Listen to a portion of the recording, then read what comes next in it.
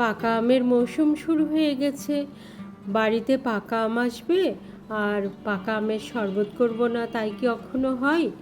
আজ আমি পাকা আমের শরবত তৈরি করব।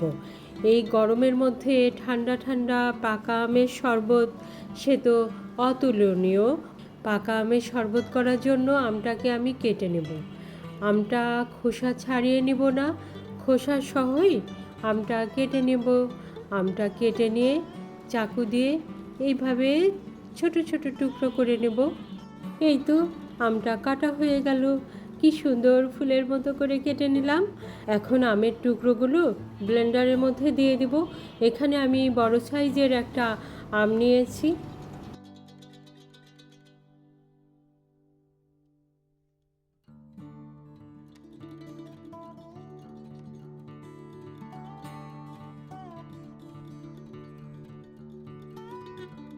এখন আমি 1 গ্লাস ঠান্ডা পানি দিয়ে দিব।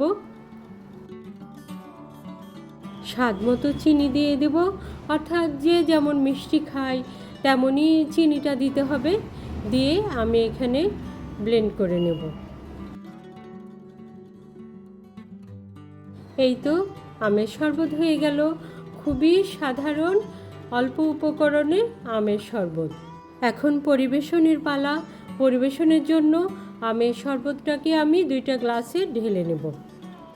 গ্লাসের উপরে এখন কতগুলো পাকা আমের টুকরো দিয়ে দেব, আর তারপরে পুদিনা পাতা দিয়ে দেব পরিবেশনের সৌন্দর্যের জন্য। আমার মতো এভাবে পাকা আমের শরবত তৈরি করে খেতে কে কে পছন্দ করেন কমেন্টস করে অবশ্যই জানাবেন। আপনারা ভালো থাকুন, নিরাপদে থাকুন।